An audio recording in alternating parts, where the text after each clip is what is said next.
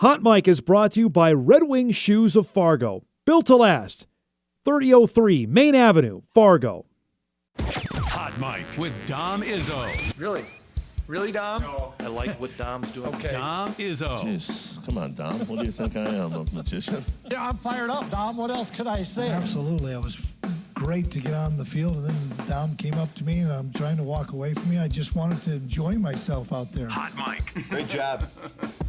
There's got to be some kind of intelligent question about something. Coach Dom Izzo, WDAY in Fargo, North Dakota. Can you give me a layup or something? Hot Mic. Presented by Northwestern Mutual. That program is second to none. On the networks of WDAY. You know, if it's not about sports, I find it very hard to concentrate.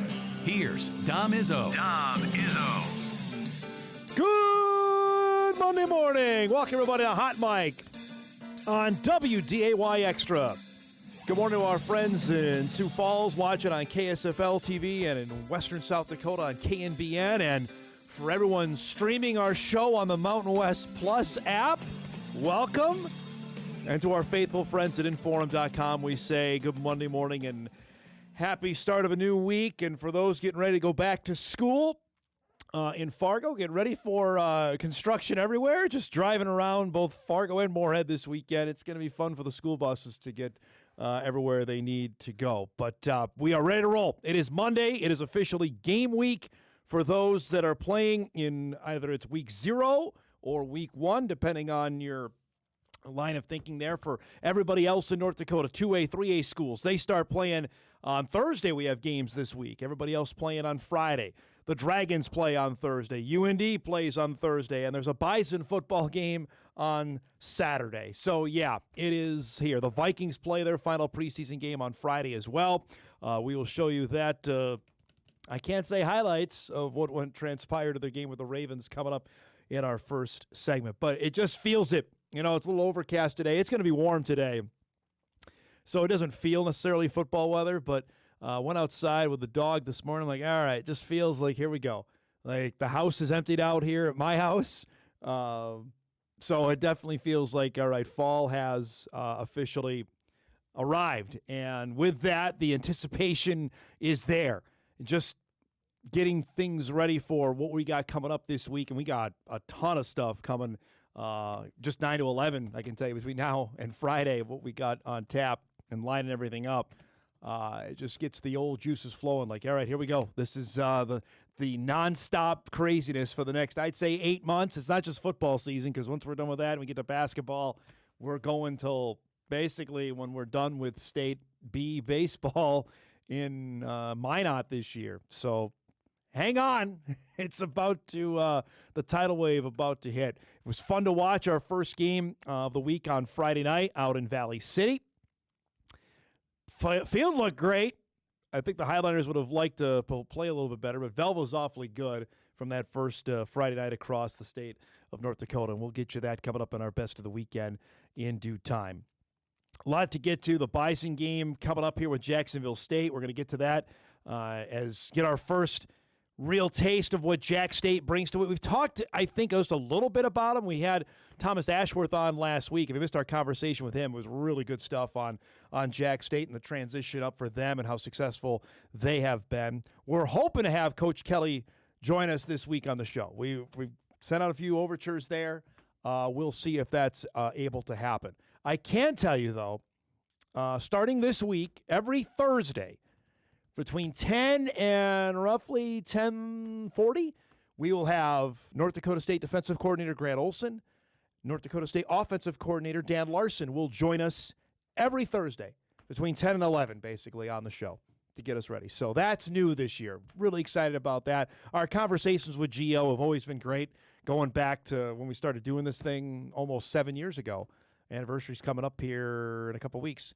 And I think it'll give hopefully our viewers and listeners, especially those that are watching from different spots around the Mountain West, some really good insight of what's going on.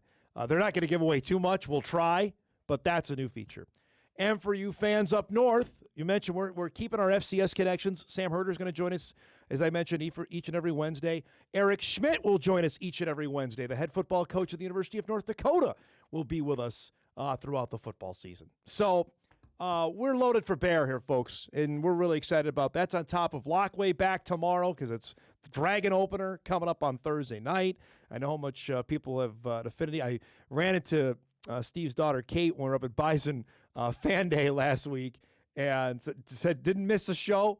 That's a little bit different side of her dad than she sees on our program that I think even she sees at home. So that's pretty cool. So he'll be back with us and our usual lineup of guests throughout the week, including when the negotiations concluded on Sunday, yesterday, when I was speaking to my dad. He will be back with us starting on Friday, I believe on the road, because for those that forget or don't know, my dad won an auction to go see the Yankees play the Red Sox at Yankee Stadium.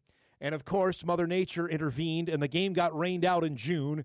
It was rescheduled for this coming Saturday, so he's heading back to the Bronx, and he will join us on the way down to Yankee Stadium on Friday in anticipation of that. And I told him, well, hey, the Bison have a football game, and we got a betting line on it now. So, yeah, he'll be in. So looking forward to that to wrap up the week in style on Friday. So we are ready. You're seeing on the ticker now. There are games. I got rid of the dates. It now says Saturday or Friday. We are here for the opening week of the season. Couldn't be more excited about that. We couldn't have been more excited about the Minnesota Twins when we left you on Friday. We had Corey Provis join us as he was heading out to San Diego for the 3-game set with the Padres. The Twins had just come off sweeping the Atlanta Braves, right, after they got swept by Philadelphia. Though they were feeling pretty well. They were in the final wild card spot when we left you Friday. Well, as we start the new week, that ain't the case because things are volatile in the American League. Plus, you got to win ball games to stay in the race, and the Twins did not do that this weekend. Let's first show you what happened yesterday out in San Diego. You can't mess around with this guy to start. Fernando Tatis Jr. just hammers that for a 2-run laser beam to left to start things for San Diego. Now the Twins, here you are. Don't blink. You'll miss the Twins offensive highlight yesterday from Brooks Lee with a home run to tie it at 1. It was that score to the bottom of the sixth. Luis Ringfo up at the plate for San Diego. Laces one down the right field line. That's going to score 2 for the Padres. We talked about this with Provis on the show on Friday as they have just different guys that come up and bite you. Certainly Tatis will do that. That's laced to center for a base hit.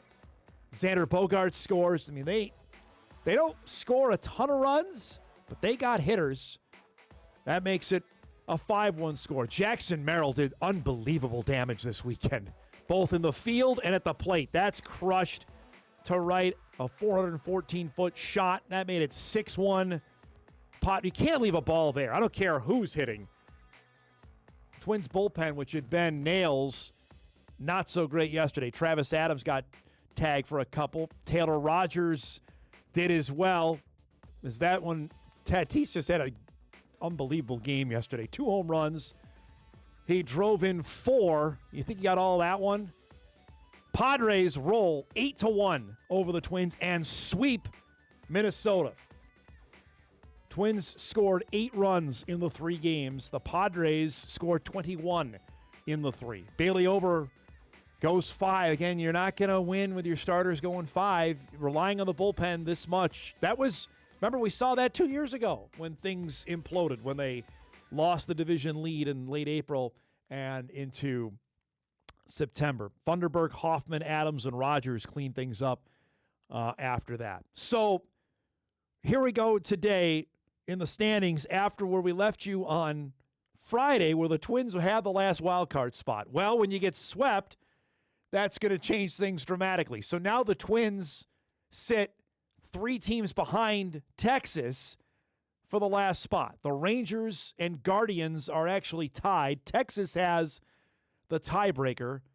The Blue Jays are a game and a half back, and now the Twins are 2 back of Texas for the final wild card spot. You can't have streaks like this. And then the Orioles are there. The Mariners had a pretty good weekend. They took 2 of 3 from Chicago, and the Tigers aren't necessarily out of it either at 3.5 back.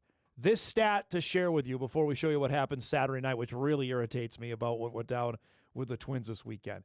That never Never in a full season in baseball history has a team made the postseason with an under 500 record. We're staring at it now, folks. You've got 7 teams fighting for one spot, and the likelihood of them being over 500 ain't great.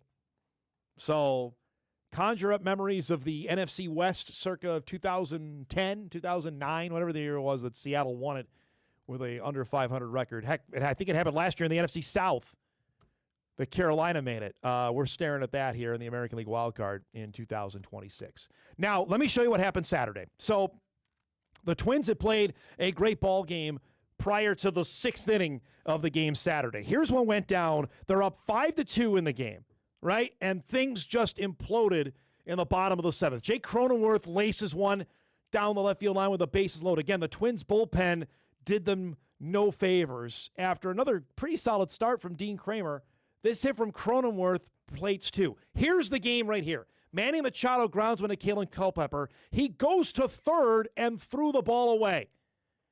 Now, the old baseball adage is if the ball is hit in front of you when you're at second base, you stand put. He didn't. He forced Culpepper to make a good throw. Didn't.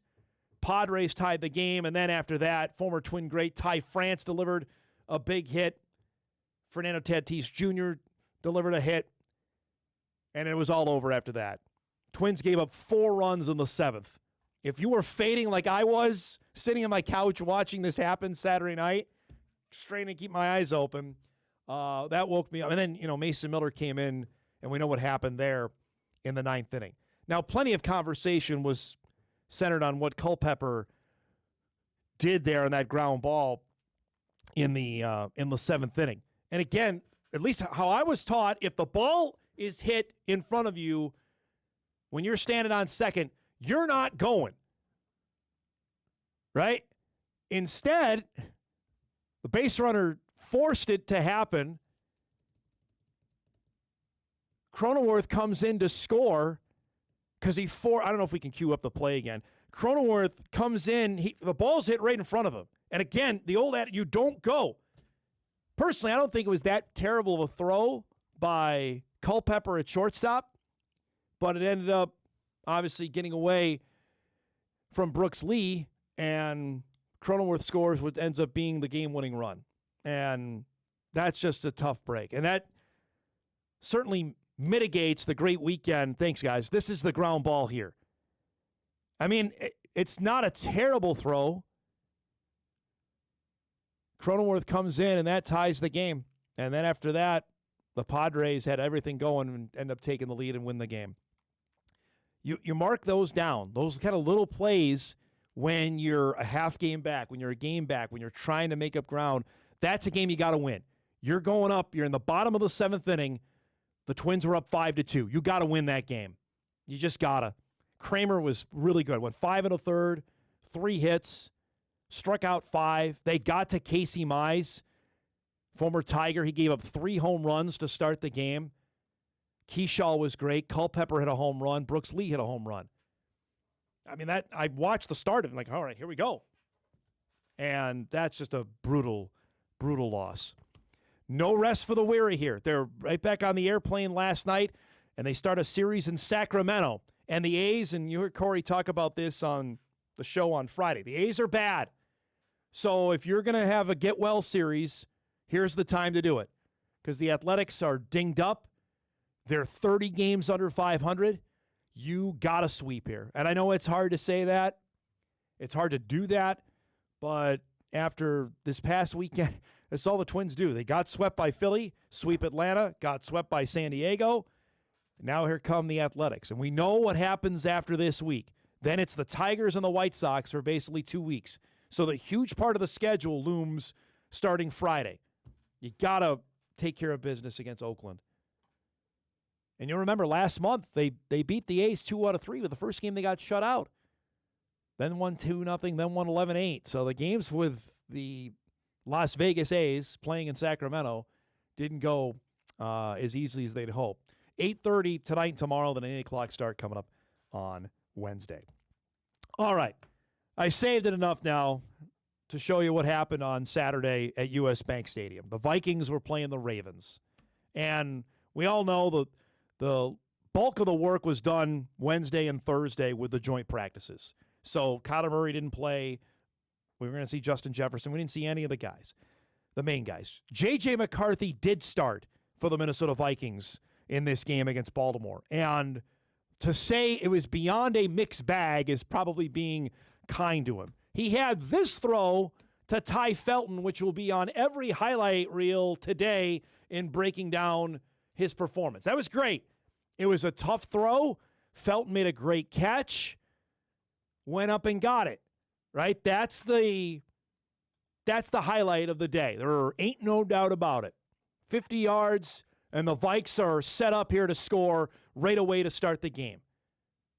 Right? This is what, if you're a Viking fan, you were dying to see it to happen this early. And so they got first and goal. What happens after that?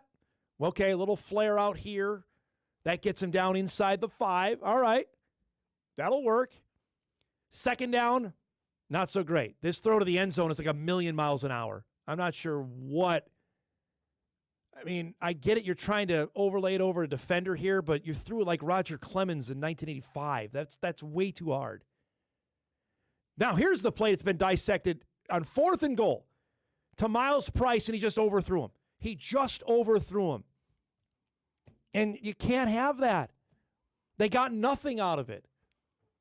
He stayed in. He played a few more series, got killed there, which is more on that in a second, because he took a hard hit. There he got hit as he threw, completed that one over the middle.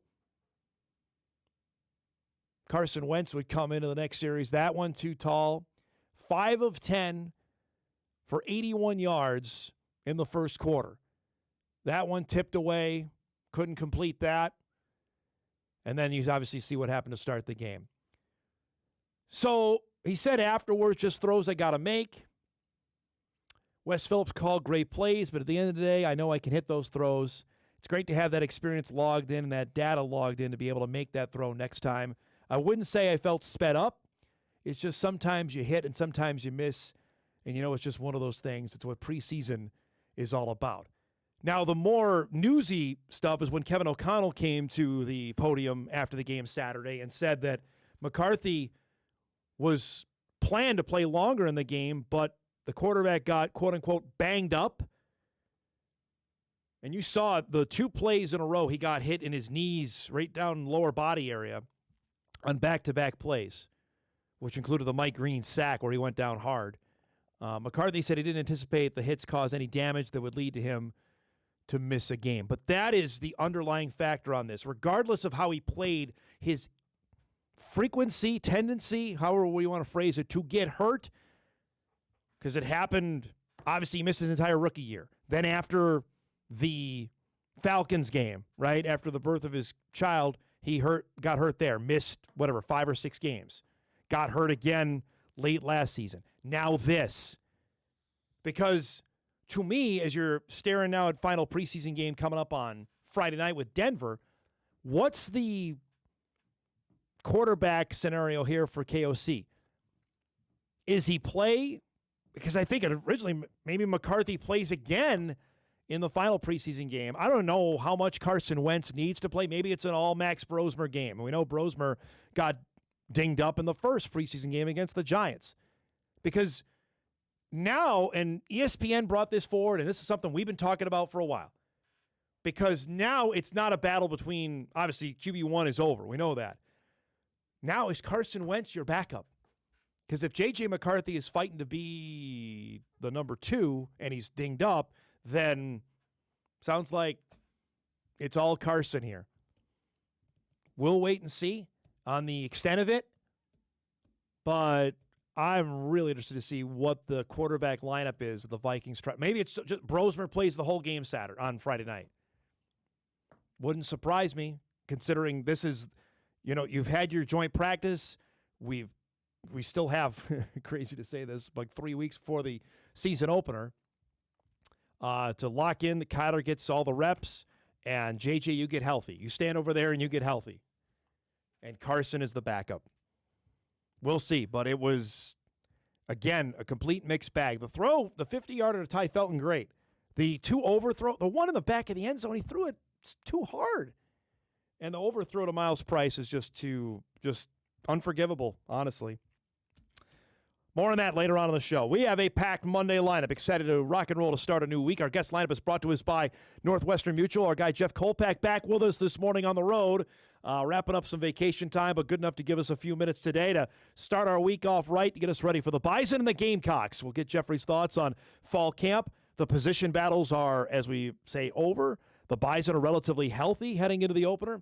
We'll get his thoughts on what Jacksonville State brings to the table coming up at 9:35. At 10 o'clock, you'll visit with one of the guys you might see on the Bison O-line on Saturday. North Dakota State sophomore offensive lineman Noah Stommes will join us. Really fun conversation with Noah, who had a great camp by all intents and purposes. Tim Polisic continued to sing his praises to me, at least over the last few weeks. We'll see if Noah's in that 6-7 rotation when we get to Saturday. That's coming up at 10 o'clock. And at 10:35, Tom Miller will join us.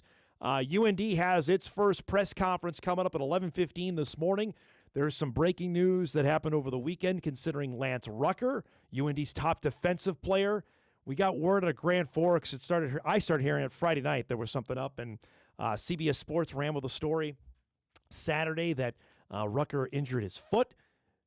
We have been told that UND will provide a update today. Of course, the Fighting Hawks play their opener Thursday night with Long Island. So we'll get the latest from Tom coming up at 10:35, right before Eric Schmidt's press conference. So a lot to get to here on a busy Monday. We'll step aside. We'll take our first break. When we come back, best of the weekend. That guy's back. Jack Strand did it again for the Atlanta Falcons, and he may have earned himself a spot on the team. That's coming up when we return on a busy Monday. We're glad you're joining us. Hot Mike back after this.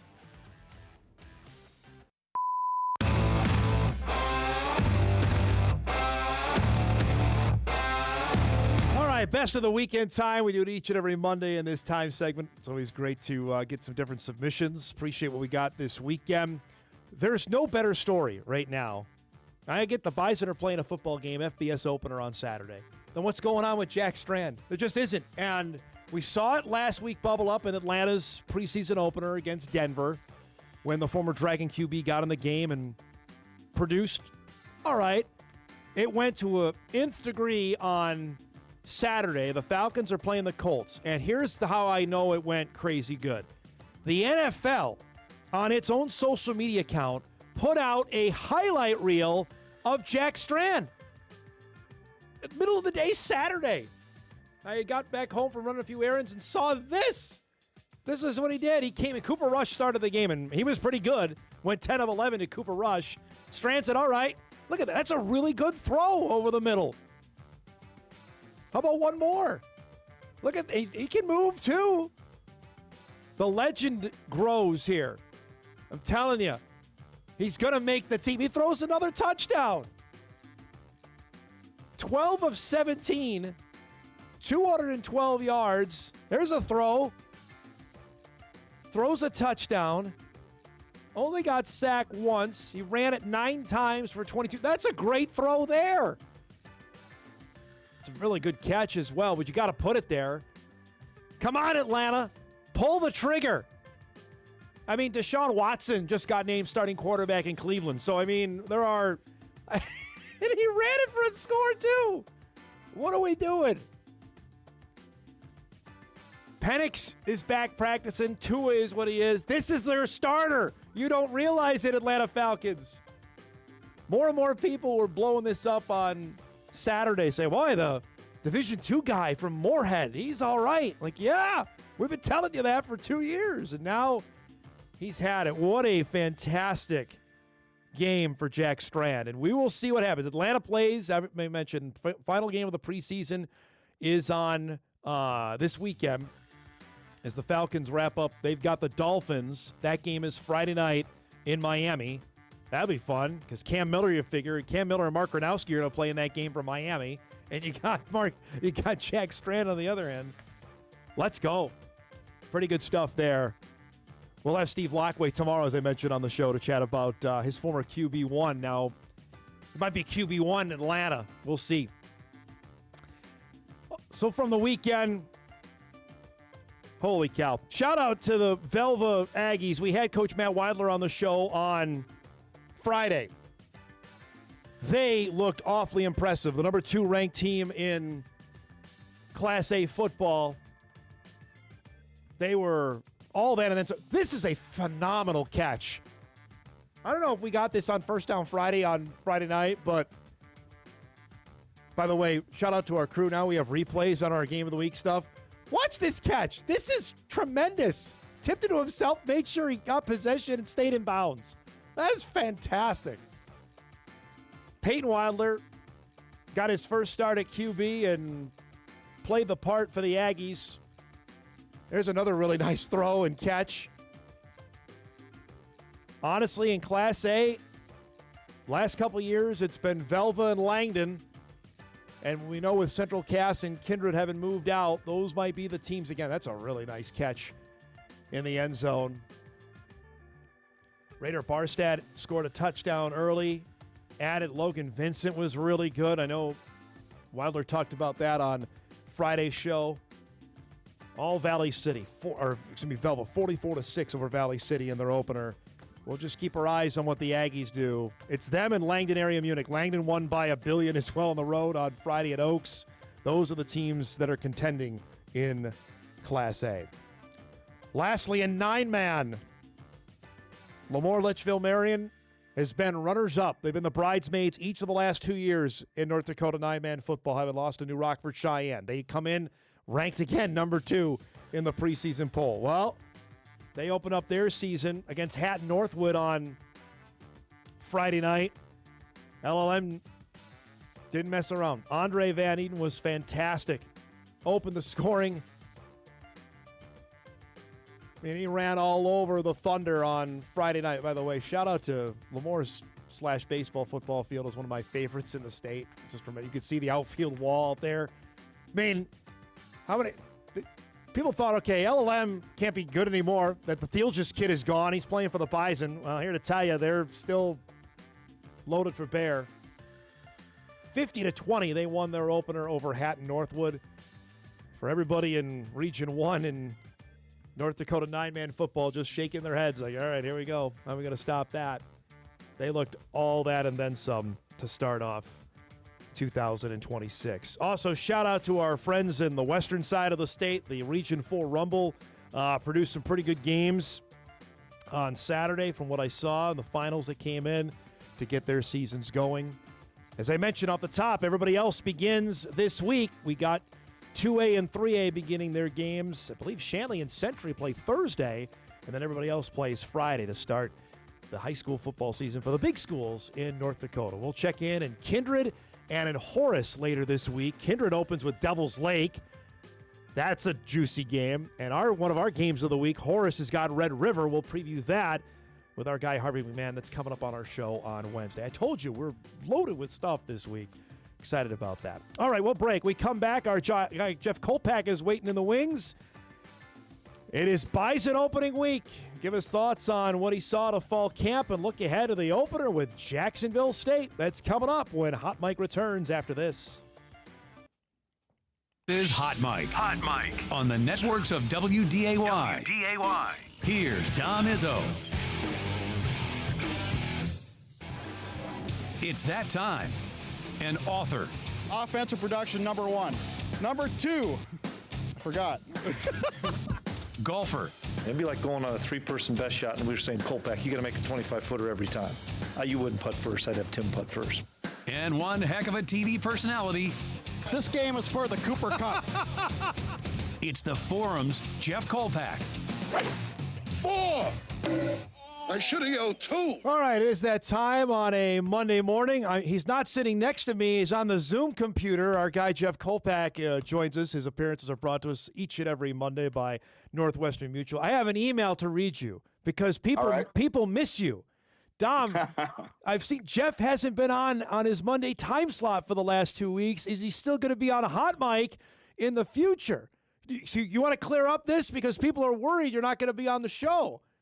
Well, when NDSU did this FBS move, I'm a little disappointed at Matt Larson that he didn't ask me if I had a bike trip in Oregon going on, 2 weeks before it's supposed to be an FCS opener in September. Yes. And then they go FBS, and then also it's week 0, and I'm like, I booked this in January, cycling, doing Oregon stuff, which has been amazing out here. So I'm mad at Matt Larson for not consulting with me if I was available. Fair enough. For game week, but I'll be back here shortly. All right. Well, he joins us here virtually, which is as good as we can get out of Monday, and we appreciate that. All right, buddy boy, it's game week.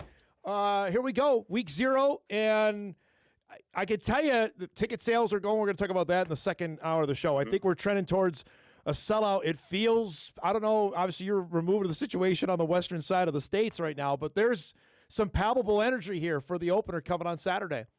I thought there would be. Yeah, I thought just because of everything. It's still August. I mean, it's an early game. I don't know if people got their football hats on yet. And, with the NFL season coming a little closer here. And, I thought it would sell. I bet 4 of 6 will sell out if I were to guess. And if not all 6, I don't know. But, Dom, the tickets left are in the corners. I mean, that's kind of a hard sell, is it not? You're up there and you're the Bob Uecker seats. Hey, great seats, buddy. But just being in the place, I think will be electric. I've seen concerts way up there in the corner, and I still thought they were pretty cool. So I think just fans being there, I don't know. I don't care where you're at. It's going to be pretty cool. All right. Use the old memory banks here. Take me back to September 2004, the energy in the building for the first D1 game. And do you think we get close to that Saturday afternoon? Oh, probably. It's so different now because in the Valparaiso game, which I dubbed Valapalooza, the Valparaiso game, nobody really knew, okay, what's this Division I all about? Is it going to be a good game, or is Valparaiso going to win? We really didn't know. It's like when COVID hit, you just really didn't know what was going on, and turned out to be 52-0, and it wasn't even that close either. But I similar in excitement, but dissimilar in the knowledge of what's going on here. Jacksonville State is a known commodity here, Kolpack. They come in, and we got a graphic of what they've done since they moved up to FBS over the last 3 years. All they've done, they've won 9 games every year. They won Conference USA. They've been to 3 bowl games. I mean, this is not a rinky-dink operation. I think people still have their minds the 2015 championship game where the Bison ran roughshod over them. This is a pretty good outfit. We're going to get to their standout wide receiver in a second. This team has got some dudes and is coming here to win, obviously. Oh, absolutely. Yeah, obviously I think they're better coached. Yeah. I think they're a much better coached team than they were at the FCS level. Chris Kleiman schooled that team. Yes. In 2015. Absolutely. Kleiman and his staff absolutely schooled them. And I don't know if that'll be the case this time where, they just have better coaching and better players, FBS type stuff. Now they've been around FBS, enough where it's probably more of an established program. I'm doing a story. I did a story actually for this Saturday, the game day story on the first time they played was 1977. Yeah. And that was a game where most of the Bison teams suffered food poisoning. And I'm not gonna divulge all the ends of this story, but so there's some conspiracy theorists believe that the Jacksonville State intentionally food poisoned the Bison players. I've heard this story. I can't wait. I can't wait to read it. And then they played again in '89, and that was or '89 or '90, and the field was terrible. I think Chris Simdorn got hurt. I don't think Phil Hansen played in the second half in that game. So there is some deep for older fans that remember those games. Saturday is personal to them. I know there's a couple Bison players from the '77 team that want to be part of the food prep for this team when they come to Fargo. Jeez. But this is really unique, Jeffrey. They played in Division II.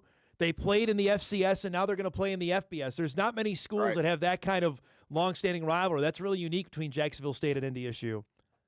It feels like a rivalry, doesn't it? A little bit. Sort of, even though they've only played 4 times or so. And they've never played up and they never played up here. They've always played in Alabama or Texas is where they played. Right. And so add to that just the familiarity of this team in postseason. I think it just adds to the first FBS game on Saturday. All right, sure. so the guy that everyone's going to talk about this week is DeAndre Johnson. If it's not Caden Creel, their quarterback, or Caleb Nix, who's Bo Nix's younger brother who plays safety, Johnson is all of 6'7", maybe 6'8". I'm trying to think of the tall wide receivers. One comes to mind, I know you wrote about in your book, Ramses Barden, and NDSU had no chance of stopping him when he played for Cal Poly years ago. This guy could be, I mean, we're talking a high draft pick maybe in April. This is the Bison corners, all of them going to be new. This is a matchup nightmare to me. Yeah, I remember when Ramses Barden came out for warm-ups, and that was out in Cal Poly at San Luis Obispo. And I went, who is this tight end? It's like, oh, no, that's the receiver. Yeah. But NDSU also had their corners that day were 5'10" Scott Walter and 5'10" Bobby Babbage. Good call. Yep. These guys now, NDSU's corners are a little more, FBS material, I think. But you gotta body them up, I suppose. You gotta maybe get some safety help once in a while. That's what the Tampa 2 is for. Tampa 2 is there to provide help, and so they're gonna have to do that. But this game's gonna be won at the line of scrimmage, like they all are. If NDSU can establish their run like they always try to and always have, keep that guy off the field. And Caden Creel's passing stats they're not eye-popping either. So there's that factor too. His ability to get out and run, that will be intriguing if the Bison defensive line can get some consistent pressure on him. I want to go back to cornerback because that was a position that was still being fleshed out, and I think DJ Volz is going to be one of the guys starting, who's the transfer from Saginaw Valley State. The other one was still, I think, up in the air in terms of if it was Marion Moore who was going to be there. I think Deron Russell, and you know this, was pushing the true freshman out of Waseca before he got hurt to maybe start right away. I'm intrigued to see who the other corner is when they trot out on Saturday afternoon. Wow, there's, 5 or 6 to pick from. And so, I'll be curious to see the top 4. We really don't know, do we not? I think Volz is there. I think Moore is there. After that, I don't know because I think Russell was in that, Deron that is, because there's Kobe there too. Yep. But I think Deron was certainly in the mix to play quite a bit. You're right. We don't know an answer on that particular position. And I don't know if it behooves when we get, the media release tomorrow, if there's a 2 deep on it for coaches to do that anymore, right? Well, yeah, when we get that 2 deep roster, how much stock we put into that, because maybe a little bit just because it's the first one, but it won't change during the year. It'll be, unless somebody gets hurt, they might make a change there. But Tim Paulsick, and he told me this a couple of weeks ago, he doesn't really care to put a whole lot of stock in a 2 deep chart just because some positions you're going 4 deep. And they're deep at safety, so let's not forget about that. Yep. They're deep and very experienced at safety, so that'll if you're at least if you're inexperienced or not as tested at corner, you got that with those guys. Chance Tucker is another obviously guy from Notre Dame, and Najee Nelson we heard quite a bit as well. Raj's younger brother, who's been banged up, I think, basically the last 2 years. Because you remember he played as a true freshman way back in 2023, and we haven't really seen him on the field over the last 2 years. Yeah. Correct at that. We got to talk about the Bison quarterback. I think it feels like we know more about Nathan Hayes than we did Cole Payton, even though Cole, I think, played more than Nathan did up to this point. Does that make sense? And give me your estimation on that heading into his first start. Yeah, that's an interesting thought. Possibly, yes, just because I think we've seen him throw more. Yeah. And just, we've seen him throw more in practice.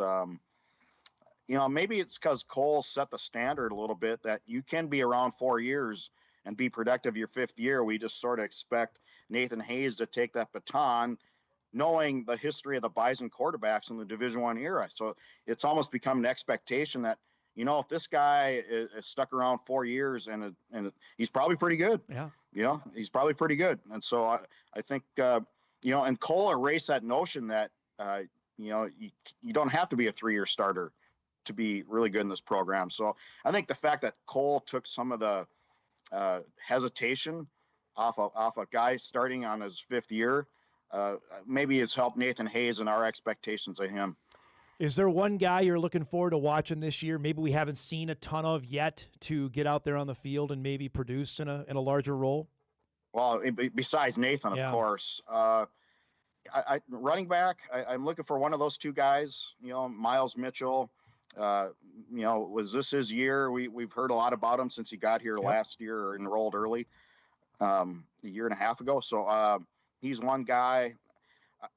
The defensive line, I just think needs to be really good, and I think they will be really good. Now, Keenan Wilson's gotten a lot of. Is there Elijah Wayne? You know what? I'll say right there. That's my guy. Yep. That's what I'm going with. That's the guy. Elijah Wayne. He looks he's 300 pounds now. You look at him, and he doesn't look 300. No. He looks he can move. So, yeah, that would be the guy I think is, he just looks like he could dominate. Right. He looks like a guy, I don't know how they got him here as an FCS school. Now I understand maybe, but I look at when he came last year, I'm like, how is he playing here? I just don't get it. Yeah, like Billy Turner when he showed up in 2011 or whenever it was, 10, oh my God, Craig, how did you get this guy? Naoti Tim Pooney's, Brewster was a moron. That's how he got him. Yeah. Naoti Pooney's the other one. You talk about running back. He looks the part. We've seen it in practice. Let's see how much run he gets during the game. If DJ Scott is, RB1 and then Miles Mitchell, how much do they work Pooney into the outfit there? I think Kessel is set up for a big year too. I know they know about him, but I think Kessel could be really, really good this year. Pooney's one of those guys, though. I feel like I've seen more burst from him in practice than the other running backs. Yep, I agree. And just when you just got you look at that move there, and so can he do it? Interesting guy. He's a track guy. Yes. And so maybe it's taken a while for him to develop into the football mode. He went a whole year without playing. Two last emails come in. Dom, you asked Jeff on special teams, thoughts on the kicker with Eli Ozick moving on. That's Drew Klein's job now as the main place kicker for NDSU this year. Another guy to wait around. Fifth year guy. Obviously, I think they expect him to be very accurate from 45 and in. I don't think he has the leg that Ozick had from, when you're talking 50. But, they got that freshman. Jaden Onawanga, yes, out of Forest Lake, Minnesota. He will, I think, be handling kickoffs. So if there's anything, maybe 50 and out, we might see him trot out there, Jeffrey.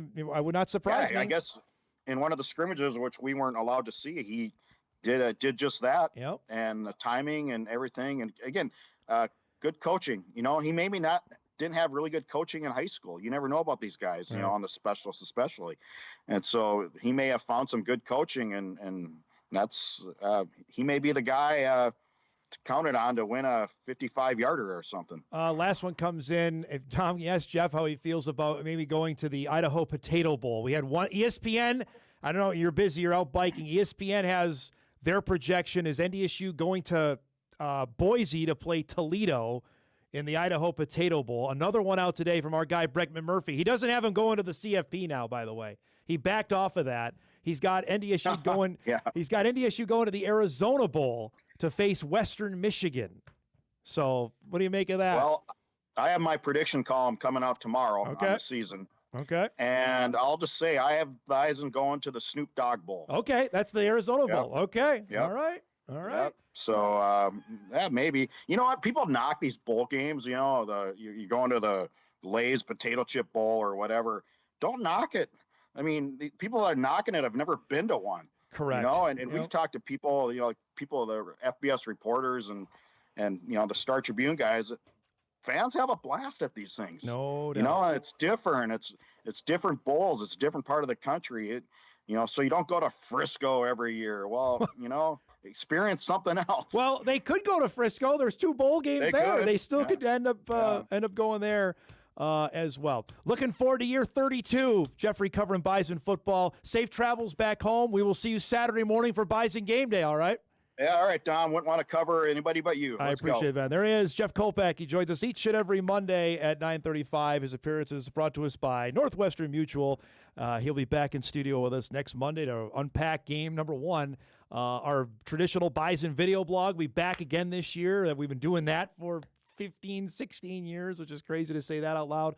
That'll be back later this week at Inforum.com, and Jeff will be part of our the band back together. Myself, Sam, Kyle Emanuel, and Jeff will be each and every Saturday. We'll be with you, 10 a.m., WDAY, both here and on the road. We'll give you the details on that coming up later on in the week. Good stuff there. All right, let's break. We come back. We got a couple emails we want to get to. We'll wrap up our first hour. Noah Stommes coming up, Bison offensive lineman in hour 2. Tom Miller, update things going on with UND football as well in our second hour. We're back on WDAY Extra right after this.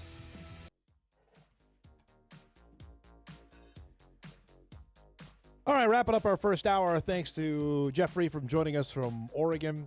Again, he'll be part of our TV coverage again this season. Looking forward to that. Bison game day, bright and early, 10 a.m. on Saturday. And it's actually a full Saturday for the FCS. They're going. Next year at this time, it'll be a full Saturday for FBS as well. As it is, FBS, I think, has 7 games happening on Saturday. Meanwhile, FCS, everybody's playing.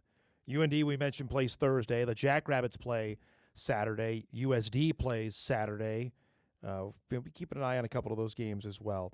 Email comes in. Dom, student tickets are sold out. Will the general public be able to make this a fully sold-out game? I was just scanning here. I see available right now. This is on the east side of the dome, up at the very top. This is what we're talking about. That's section 24 on the left-hand side. In the middle is 25, and the right-hand side is section 26.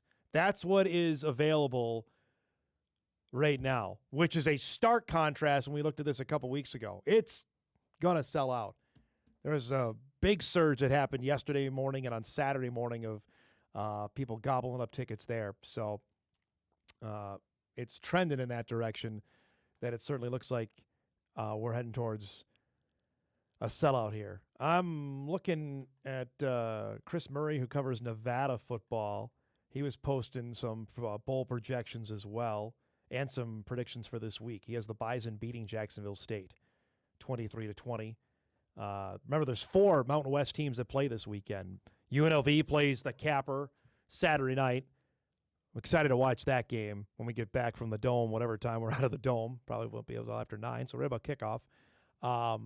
Hawaii plays at Stanford, and then San Jose State plays in the middle of the afternoon against USC, a little school you may have heard of.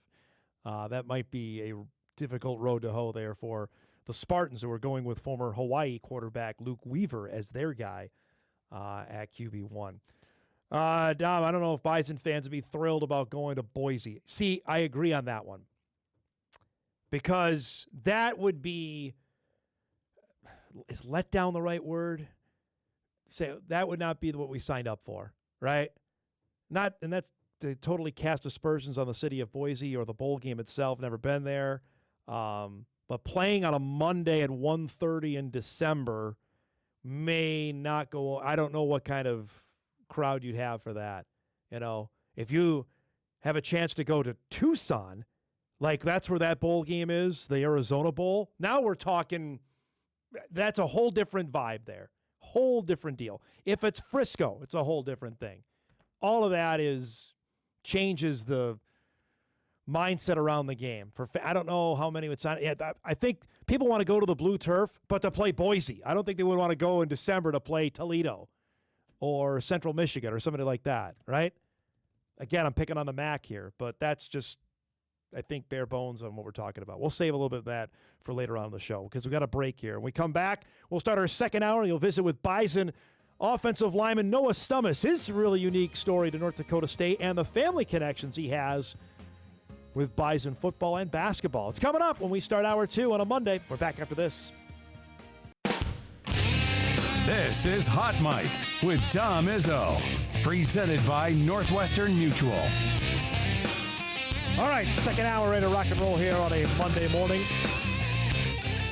We'll check in with Tom Miller from the Grand Forks Herald about a half hour to get us updated on everything UND football. They have their first game coming up Thursday with the Sharks of Long Island. We'll check in on that coming up in just a little bit. So as we were wrapping up the first hour there, discussing the different bowl scenarios surrounding NDSU, and we'll get back to that in just a little bit because I think it's an interesting topic considering now the goals are different. We knew full well, I'd put out the bracketology part and see where it's going to look like. That all is now different. And your new bedfellows here of who you need to cheer for are different as well. I'll explain that coming up later on in the show. But as we get ready for game number 1 on Saturday, offensive line has certainly been a hot topic here since the portal season ended.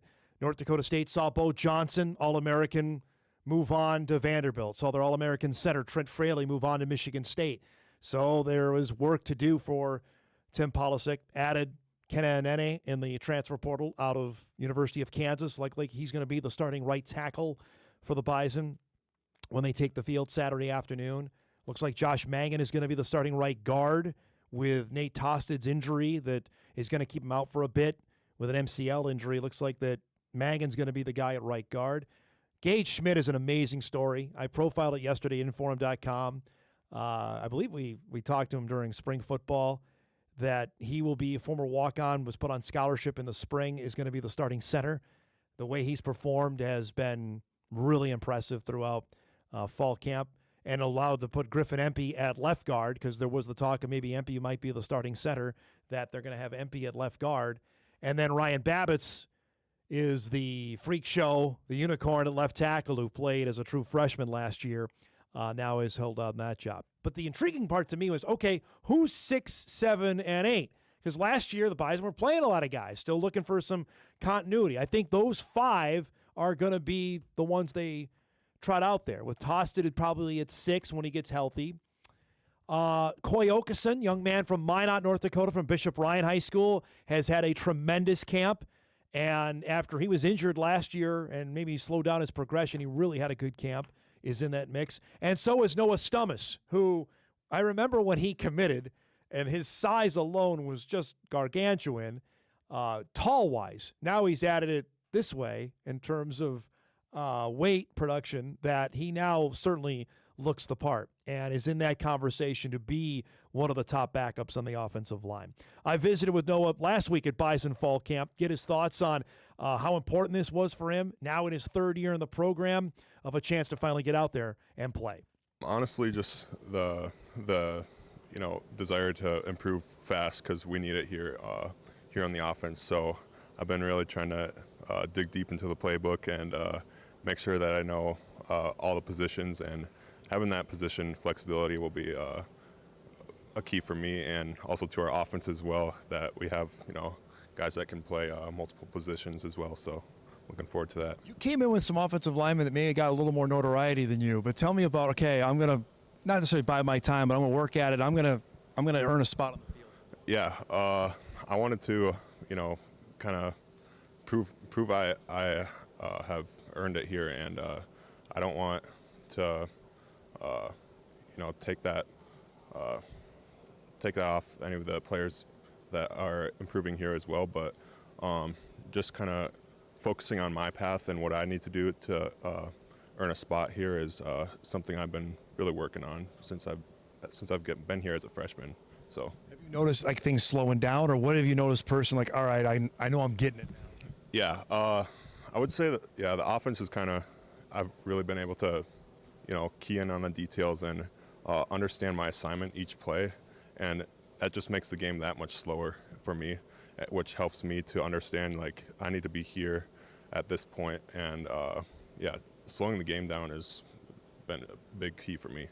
I want to go back to even spring ball. Was that no one who had left saying in your own mind, okay, if there's going to be any opportunity, I got to take advantage of it now? Yeah, just that urgency, that we talk about. I gotta go right now, because you never know. Like, one guy might go down, so you might be the next man up. So you just always gotta stay ready and be ready for the next man up mentality. I'm sure you've got this question a bunch, but did you sprout, or was it steadily grow for your height over when you were growing up? I did kind of sprout. I would say kind of in 8th grade. That 7th to 8th grade range. I think I grew, probably about 8 inches, 10 inches just in 1 year. So it was big for me, kind of adapting to my new body and making sure that I can, be comfortable in my new body. And it's still a work in progress, but yeah. I'm assuming people all around Watkins, Minnesota were thinking slam dunk, you play basketball, forgive the pun. And why football? Why was that the decision instead of basketball? Yeah, football definitely was going to give me the best opportunity and to go to the highest level. So I think, basketball would have been fun, but football is where my heart lays now, so I'm excited to play football here. I remember Coach Ent's talking to me like, hey, this is a guy we think's a steal that we got on late that's going to come here.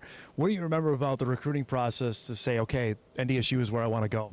Yeah, NDSU, as soon as I got here, as soon as I got, that preferred walk-on here, I knew I kind of wanted to most likely come here. I still wanted to wait to see what else I could get, but as soon as I got that offer, I was like, man, it'd be super cool to play football here, especially having my cousin playing basketball here and another cousin also playing football with the Strites. So I was going to ask you about them. They're obviously well known and got a chance, both of them, to play athletics here. How tight are your two families?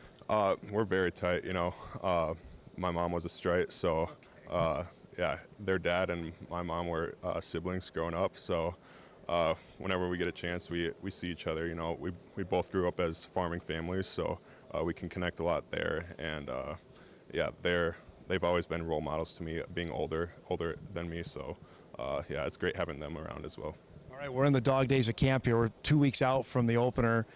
Your own mindset, how has fall camp gone? And it's okay, I want to be in that 2 deep or get a mention that I have a chance to play in that opener against Jacksonville State.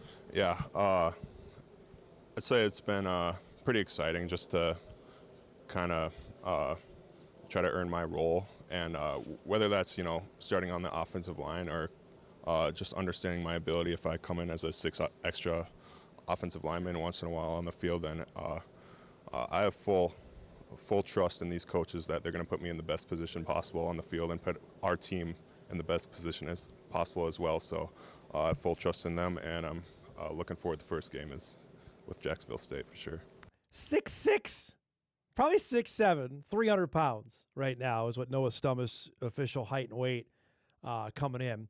Mentioned cousins with the Strites. Obviously, that Josh played basketball for Dave Richmond for 3 years before he transferred and finished his career at Omaha. Jacob started his career at Northern State, then transferred up here and played, I want to say 2 years for the Bison in 22 and 23, if I remember correctly. Noah is one of 11 kids. Has 5 brothers, 5 sisters. Really big family there, and could sense he was pretty excited about the opportunity that he's in the conversation there with that top group of offensive linemen that are right now getting consideration to play. You mentioned those guys there, and there's a few others. Jack Lewinsky's name is there. Nate Schneckloth's name is in the mix as well. About, all right, where are they going to see themselves on the football field, potentially trying to break through? That's the hardest group, honestly. If you got to be really bleeping good to play offensive line in NDSU. Just goes without saying. Look at the track record of guys that are playing in the National Football League right now and the ones they produced over the last 15 years. Just even ones that may not have been on our radar. Some were like no-brainer, like Billy Turner, like Kolpack mentioned.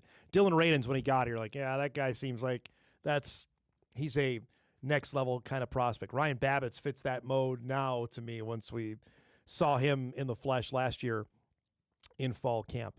But there is a stretch, though, as well, where the Bison missed, and I know McFeely and I have talked about this over the last couple of seasons as well, where they had a stretch from 21 to 23 where they got nothing recruiting-wise out of offensive line. Nothing. And that you can't, it's like quarterback. You cannot miss at QB. If you do, then you're going to take a step back. There's no ifs, ands, or buts about it. And there's a 3-year stretch there where you look at the offensive line recruits that came in that either transferred, went to a lower school, either just didn't play anymore. That's a tough beat. You can't have that stretch. Now, Stommes is part of that class in 2024. They were really excited. Nate Tostin's part of that group that they were super excited about. Coy Okeson's part of that group that they were really excited about in North Dakota that they were able to get in. I mean, Empey's a former walk-on. Not that they didn't think highly of him, but Empey was a walk-on. Same with Stommes. Same with Gage Schmidt. Anene's a transfer. So if you're looking at the makeup, Babbitts certainly isn't. Babbitts is a high-profile recruit. Jack Lewinsky was a high-profile recruit when they got him out of Minnetonka, who started a couple games in 2024 and now has seen his progression to the field, maybe block, maybe center is the spot that his best destiny lies at there. But it just goes to show that you cannot have a stretch. You could have one class maybe, but beyond that, 2 or 3, you cannot have no production out of those classes. Granted, that's pretty much for any spot, but certainly offensive line at a school like here, because then when you lose 2 guys, I mean, Fraley I know was a transfer. Bo Johnson was a highly touted guy. Bo they got out of the 23 class, right, that played here basically for 2 years. He was a backup in 24, and his first year as the starting left tackle was last year.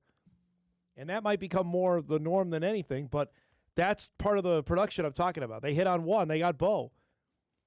And now he's playing elsewhere for 2 more years. That's the real underside of that, right? If you miss, it's going to be awfully hard, especially now at this level. Like, recruiting has to be something where we got to, and Politics talked to me about it, and he said it on this show. Like, we're, the 3-year plan, like where you're hoping for, that's done. We got to know in probably 2. We got to move on. He said, I think last week when I played it, it's like guys know what they want. Well, we know what we want. That's what he's saying. Like, we have to figure out if you can play or not. If not, and we played the soundbite last night on the preview show. Like, if the freshman is better than the backup, then we got to find a way to make the freshman the backup. That's what he told me. And that's now with this new 5-for-5 eligibility deal, that's something to watch. There's no more redshirting. So if you see some guys dressed and they're out there playing, it's because they believe they can help them. And that's the really interesting part on this going forward. Something to keep our eyes on for the opener. I'm really interested to see what that, as the game progresses, because there would be series last year where the 5 would go out there, and then maybe 2 series down the road, okay, Magan moved, then Babbitts is in, Bo moves. Like, they were constantly tinkering. I don't think you're going to see that. Like, the 5 are going to go out there are going to be the 5 they're going to play, barring injury. Or the game gets out of hand. I would imagine that's going to be the case. Tim Polisic press conference will be tomorrow, 1:30. You'll stream it on inforum.com, WDAY+. I'm sure that will be a hot topic tomorrow. All right, we'll break. We got a few emails to get in, some on the Twins and the Vikings. We'll chat some bowl stuff as well. And about TV, because I got plenty of responses to that segment we did last night. Hot Mike back after this.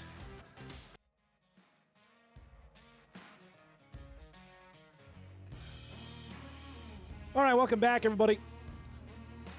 Tom Miller in about 15 minutes' time. Let's go through here. Got a bunch of stuff to unpack. This is going back to the Twins. Dom, the Twins pitching needs to stop walking all the people they have. It's playing Russian roulette when you give up 6 to 7 free passes. If the hitters are batting .250, which is average, that means 1.5 would have gotten hits and, more importantly, had to swing the bats. Those bases on balls will kill you. That's an old baseball adage as well. You go back the last couple of games especially, that was the undoing for the Twins. On top of the fielding play. I'm going to absolve Culpepper on that. I don't think that was a bad throw, honestly. I think even Derek Shelton, I think that said after the game on Saturday. They had 3 walks in the game Saturday. Yesterday, what do they rack up here in the game? Here we go. 8. 8 is bad for high school baseball, let alone Major League Baseball. Ober had 3, Funderburk 2, Hoffman 1, Adams 1, Rogers 1. Everyone who pitched yesterday had a walk. Not great.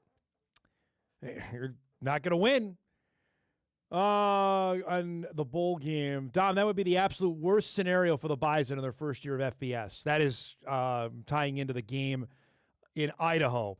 ESPN put out its bowl projections over the weekend on Saturday. One expert doesn't have NDSU even in a bowl game. I think that's a bit much. I think NDSU is going to get to 6 wins. The other has North Dakota State facing Toledo in the Potato Bowl in Boise. And if I try to explain to you how the bowl system works, blood would come out of my ears. Okay, we're not doing that. It's a bad situation. Trying to figure it out when we were in Vegas, when the actual league was telling me how it played out, I'm like, no, I don't understand. McMurphy will have back on because I think he can explain it maybe the best way possible. But again, it is not locked into where exactly you finish in the league. The only thing that is locked in is that if you are the highest ranked of the group of 6, you make the CFP. That's the bottom line on that. And that goes to something I wanted to talk about off the top of the show. So this weekend, I mentioned there are 4 Mountain West teams playing. And in the past, in the FCS, I think it was in NDSU fans' best interest when following South Dakota State and following North Dakota and South Dakota and Youngstown and Southern Illinois and Northern Iowa when they were good, that all bolstered the league, right? That helped. The more teams that made it from the Valley showed you how the strength of the Valley, that there were 6 teams going to make it into the FCS playoffs, and 4 of them might be seeded. We had the bracket of death one year, and we had all 5 of them on the same side of the bracket. That was a badge of honor, right? It was a badge of honor for North Dakota State, for the football team, for fans, knowing we have the best league. We show it to you regularly, and it shows out when we get to the playoffs because routinely we have 3 teams playing in the quarters or 2 in the semis. And heck, we've had it where we've had the only time ever, twice over, that we had 2 teams from the same league playing in the championship game, right?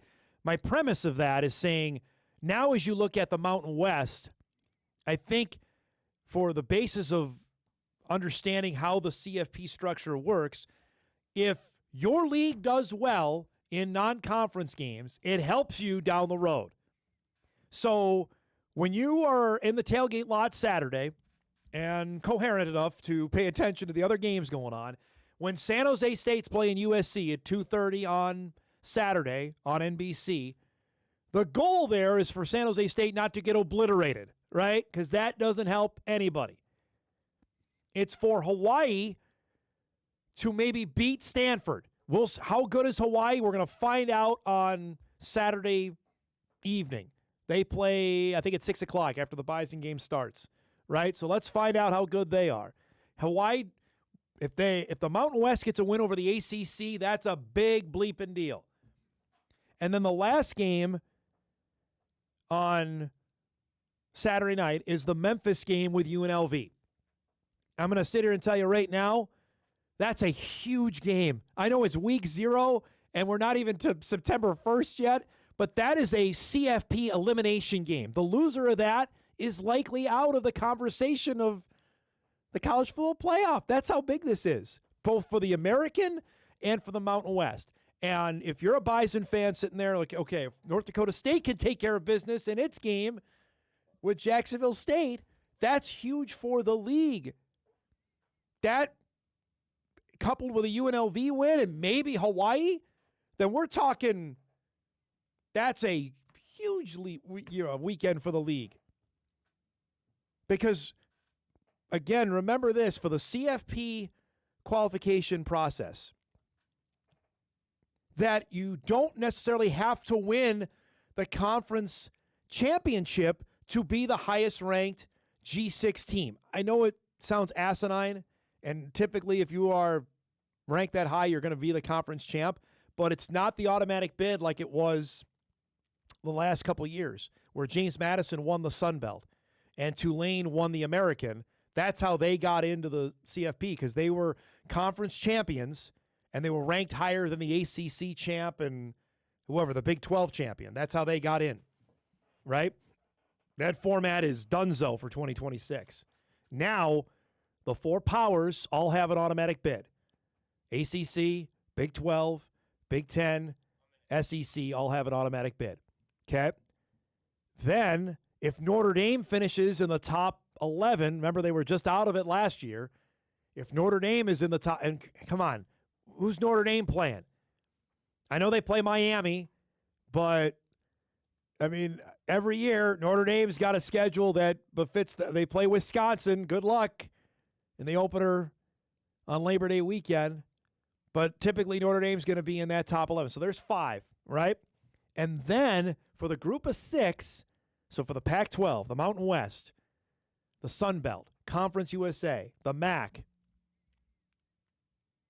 that group there and that's left is to fight for one spot. And if you are the highest ranked of the teams in those leagues, and if NDSU, this is what we're talking about on Friday at the office here, if the Bison are, let's just get crazy here, 5-0 going to that game in Vegas, they're going to be ranked, at least receiving votes, you would think. And if they beat UNLV, then they're ranked. Then we can have a conversation. We're a long ways from that. But that's how to understand this now. For fans out there, it's simply not just cheering for the Bison to win. It's also, you want your league to do well in these games. That starts on Saturday with Hawaii's game with Stanford and UNLV's game with Memphis. League would do itself a heck of a lot of favors if they're able to win those two games. Going to be fascinating to see how this play out. So that's just a little need to know on what we got coming up here starting on Saturday. It's just a different mindset on it now. It's almost like kill or be killed now in the CFP era in terms of trying to get that one little carrot that's dangling down to get that spot. Let's break. We come back. We'll head up to Grand Forks. UND has its season opener on Thursday. They're dealing with potentially a major injury to its best defensive player. Tom Miller will give us an update on Lance Rucker and much more when we return on a Monday morning Hot Mic after this. This is Hot Mic with Dom Izzo, presented by Northwestern Mutual. All right, welcome back, everybody. Final half hour here on a busy Monday morning to start. Game week has arrived. We know North Dakota State plays its opener on Saturday afternoon. Minnesota State University Moorhead plays Thursday night, as does the University of North Dakota. And its opener at the Alaris Center against Long Island University, one of the new D1 schools. The Sharks will come to Grand Forks to make their debut on Thursday. Our guy Tom Miller joins us from his usual Hot Mic location, his car, getting ready for a very important press conference to start the season because I saw the rumor mill start working Friday night. There was some sort of injury out of UND fall camp. It concerns Lance Rucker, and then I'll leave it there. What do we know about UND's top defensive player heading into the opener on Thursday? Yeah, that was a bit of a surprise because I was at practice on Friday morning, and Rucker was not practicing at the very end and limping around pretty noticeably. But you've been to football practice, O-line, D-line guys get kind of banged up all the time. It's the nature of football. The fact that he wasn't in a cart, it didn't look like anybody was talking to him. It didn't leave much for me. I was kind of focusing on the Wisney, Colorado case, guys, myself. So I didn't think much of it. And then, you saw the same stuff you did that, every burner account on social media tied to the University of North Dakota was spreading word that that Lance Rucker had suffered some sort of injury. And, I reached out to North Dakota. They weren't practicing on Saturday morning. And so Eric Schmidt wanted to address it on Monday. And that's pretty natural. Does an injury need to, lose some swelling before you truly can grade it out? Yep.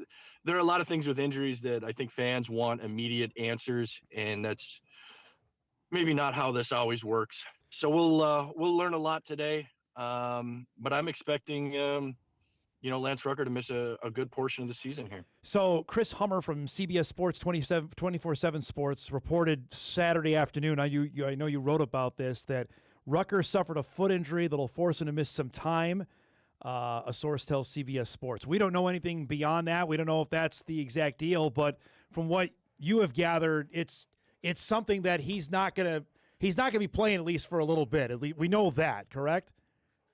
Yeah, I think what I would like to learn today is whether or not it is thought of that he would miss perhaps the entire season, or if this is something that you hope that you could get him for a stretch run in the playoffs, which in North Dakota's case could be ideal here. Are they a top 15 team without him, and are they a top 5 team with him? I think those are the conversations that are fair. We watched him play, Tom. He's a disruptor up front. I saw in the FCS playoffs what he did in the game with Tennessee Tech, even the Tarleton State game last year. How good is this guy, and how big a deal is it if he has to miss 6 games, half the season? Yeah, absolutely. I think you saw in the Tarleton State game that he was a massive disruptor in the first half, and Tarleton State couldn't get their timing down, and then he suffered an injury and didn't come out for the second half. And does that game play out any differently? It could have, to some extent. So he's certainly a big difference maker. I do think that they are a little bit more prepared this year to handle an absence there. I think Brody Thornton is a kid that I've written about and been very high on. Out of Menominee, Wisconsin, but you take a kid who was, 6'5", 220 last year, and now is a redshirt freshman. He's 6'5", 240, and that big jump when you're an edge is super crucial. So, I think he's going to get increased playing time. Braden Moore has had starting experience if it weren't for injuries to his career. Right. So there are a couple guys that are very intriguing to me. But you take a super high end guy off any roster, and that's an impact. You mentioned that wasn't even the story we were following heading into Friday because of the NCAA's case against Wisney. You mentioned that the stay came in, so now that automatically affects 4 UND guys. They were practicing. What happened Friday? Were they taken off the field? Give us what happened. UND practices from 9:30 to 11:30, and I would say that kind of news came down a little bit mid-morning. Okay. So, I was talking to Eric Schmidt at 11:30, and he had maybe been briefed by UND Sports Information Director Ryan Powell, 30 seconds before he talked to me. So there was still a lot left to sort out, and that's everybody wants to talk to me today about Lance Rucker, and quickly forgotten about there are 4 guys hanging in the balance, and at least one guy is an all-league type of player, Johnny Wiltshire. Yes. And so I think Martin and Newberger, who didn't have their names connected to in-state court cases, which seems to be a big differentiator here at this time, anybody who just tied themselves to Wisney, Colorado, is going to be in a dangerous place. And I'm curious if Martin and Newberger continue to practice. Do they attempt an in-state battle at the county court level, like Scott and Wiltshire have started, or do they say that process is going to take too long to even play out? Do they practice until is there still maybe what do you think, Dom? Will the NCAA ever say throw in the towel and say we keep losing in state? Am I really going to fly to Grand Forks, North Dakota to fight this? Because there's 6,000 Dry Martins. I know. That's an interesting question. They seem hard pressed. They are not backing down. That this is the new eligibility rule, and we are be damned. We're not going down with the ship with that, because I've wondered the same thing. The Wiltshire and Scott part of this, and you make an interesting differentiator here, and this is for people who are trying to play lawyers on TV. They filed their case in Grand Forks County Court. That's different than the Wisney is a federal case. So and they got the temporary restraining order, the question is, have they got a court date yet? Because we got a game on Thursday. Yeah, and so what Eric Schmidt said after practice on Friday was basically that Wiltshire and Scott's county court cases were on pause until the Wisney, Colorado was sorted out, and that they have 2 weeks, I believe, from that decision to be heard. And so 2 weeks from Friday, you start on Thursday. We're still sorting this out. I'm going to learn a lot today at the press conference. It's going to be for a news guy, it's going to be pretty fun. Well, and nothing has to do with the opponent. Right? All of this has nothing to do with the game coming up on Thursday, which I want to get to in a second. But it's fascinating. Those are 2 huge stories before the first game on Thursday. Yeah, you have to hope that that betting line is pretty accurate at 27.5. That otherwise, if they're playing Montana this week, are you talking about some heavy distractions? Totally. Right? Like, we're not even talking about how this is distracting. How you're taking reps away from guys who you might have to count on, who now had, 200 fewer reps maybe than they would have had otherwise if you were planning, in a certain direction. Well, Well, Not ideal. That's where I wanted to go with. You've been up there for every practice. How is that? How is the mood with the guys that aren't effective? Take the Rucker thing out, just the black cloud, or however you want to describe it, of not knowing if these guys are eligible or not to play. Has it affected anything or not so much? Yeah, I think that's going to be hard to gather, but for the most part, I think the respect level for a guy like Jai Martin, the respect for Johnny Wiltshire, David Newberger, the long snapper, is a great kid. I think that makes a difference. But hey, if you're the true freshman long snapper who thought he was going to start, definitely 12 college football games this year, and all of a sudden the fifth-year kid walks into the room who snapped for 4 years, like that's got to be, you could say competition or whatever you want to say, but I mean, if you're that true freshman, you got to be thinking, whoa, wait a second here. Right. That's not how we were drawing this up. And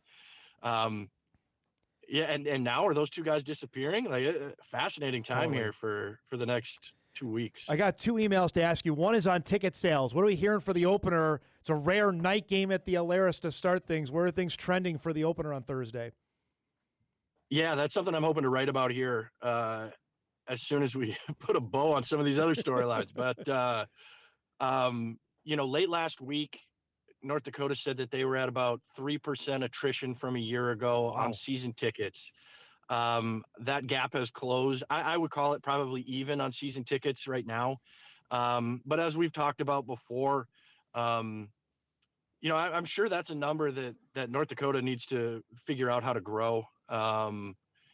Especially on the fact that there is certainly an increased excitement level locally and heck nationally about what Eric Schmidt has done and can do with this program. But UND football fans have learned to not need a ticket ahead of time, and until that changes, you're gonna live and die on walk-up crowds. And I think UND is hopeful and expecting quite a walk-up crowd on Thursday.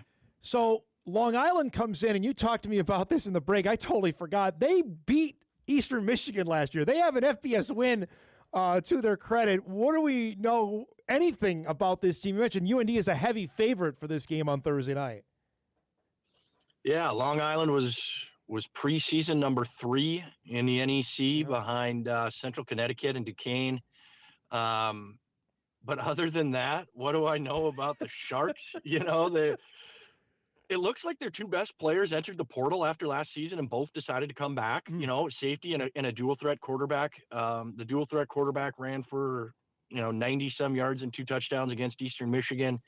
And he's back, so he's kind of who I anticipate to be the starting quarterback. But tracking down information is hard. Like I'm curious to hear what North Dakota's perspective is about even depth chart swaps. Sometimes you play these early season games against teams that don't exactly have their business in order. Yeah. That's kind of some of the headaches you deal with, I guess. I would say, just to put a fine point on things, I know you got to go. This goes to the Rucker point, and we talked about this either the last time or 2 times ago you were on. When you look at the Fighting Hawks schedule, even if Rucker misses half of it, this is still manageable in a way where they should be 6-1 heading towards Halloween. I under any circumstances, I don't see that. Even with Rucker, if he's not available, those are all winnable games, in my opinion. Yeah, I mean, with or without Rucker, I mean, you could even say with or without Wiltshire, you're going to be double-digit favorites against Long Island, yes. Portland State, St. Thomas, Indiana State, Northern Iowa. And Murray. So honestly, it could be really encouraging news if you're a North Dakota fan. If Eric Schmidt steps to the mic and says, hey, we're looking at 8 weeks. Is he, we're talking about a freak athlete here as well. Our timeline's a little different when you're a freak athlete. So I'm curious to hear what they have to say, because there's certainly the potential that all this could align just fine for North Dakota. I know you're a busy man. Appreciate this. Enjoy it, and we'll talk soon, okay? Sounds good. Take care, Dom. There he is. Tom Miller joins us on this Monday morning. We'll check in with him throughout the UND football season. And then a reminder, Eric Schmidt will join us on Wednesday mornings throughout the football season. Looking forward to visiting with UND's head coach. And just those 2 are massive stories. Rucker, obviously the great defensive end linebacker who was just a terror at that spot a year ago. And then I didn't even talk about it here, folks, today because honestly, it's drained all the energy out of me on the on the eligibility stuff. If you saw the Daquan Wright story yesterday, who got released from the Cleveland Browns because he's going back to LSU. He played at Ole Miss last year for Lane Kiffin, signed a deal with the Browns, and now has been released because he's going to go back to college. I don't have the bandwidth for it anymore. I just and this all stems, and it's not going to be a whole plethora of guys going to do this, but this all stems from the NCAA saying we are not allowing the class of 2022 an extra year. That is the whole basis of this. They said we're drawing a line in the sand. However, be damned if it comes of it. And you've seen now where the amount of state courts that are siding with players here, to Tom's point, it's the NCAA finally, throw up the white flag and say, fine, 2022 guys that didn't get a fifth year, you can play. I don't know what the threshold is here, but we are playing football games on Thursday, right? And we got guys being asked to come off of NFL rosters to come back to college. It is asinine, but it is reality of where we're at right now. I don't blame fans for just play the games. The question is, who's playing the games? No, we can have guys who are NFL camps coming back and playing college ball. It's absurd. All right. We got to go. We'll take our final break. We come back. We'll put a bow on things, get you ready for pretty good Sports Monday on tap. Hot Mike will wrap up on WDAY Extra right after this.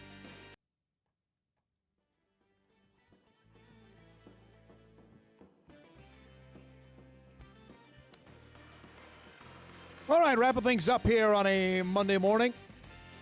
Tomorrow, our guy Mike McFeely will join us. Steve Lockway also will check in as the Dragons have their opener on Thursday night. Northern Michigan comes to town. That was a thriller last year that the Dragons pulled out with Jack Strand at quarterback, and now Jack Strand's trying to make the Atlanta Falcons. We'll have much more on that coming up on tomorrow's show. Excited to visit with Coach Lockway as we begin. This is like our 15th year doing that together. It'll be fantastic tomorrow on the program. I'm just looking here. Bison are set to play in their third ever Week 0 game. They played Montana in the game in Missoula. Remember that, the smoke game in 2015 out there where Montana won it on the last play of the game. 2016 was the first ever overtime game at the Fargo-Dome with Charleston Southern here. And now this joining in.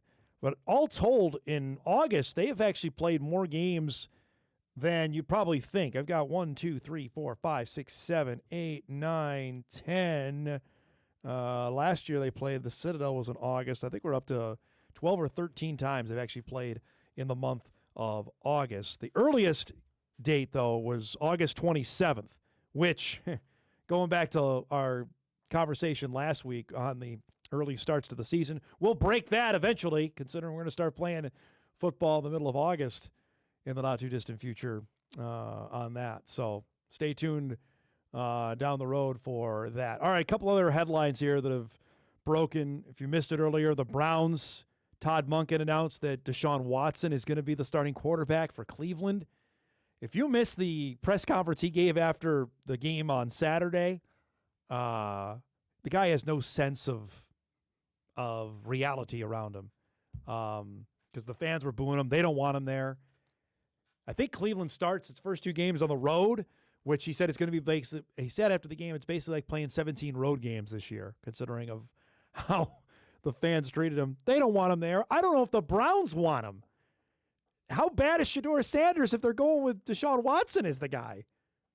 And I thought the Jets quarterback situation was bad. They got Cleveland is one up in it. Hey, Geno looked good on Friday. I don't know if you saw that. The Jets looked all right. Granted, we still, as my dad would say, what month is it? We're not even in September yet. Let's do some what to watch before we get out of here. I don't care. We need quarterback play in the worst way. All right, here we go. Twins coming up late tonight, 8:30 on Twins TV as they take on the Athletics. We'll have highlights of that and the Lynx tomorrow. If Minnesota wins tonight, they clinch the number 1 seed for the WNBA playoffs. They got Golden State at Target Center. That's at 7 o'clock on USA tonight. And the Little League World Series rolls on from Williamsport. Games coming up at noon on ESPN. Our thanks to Noah Stommes, to Jeff Kolpack, and to Tom Miller. If you missed any of the show, you can podcast it later today at Inforum.com. You can watch a full replay of our programs, each and every one of them, on WDAY+. Thanks for making us the start of your day here, everybody. Have a marvelous Monday. We'll see you back here tomorrow.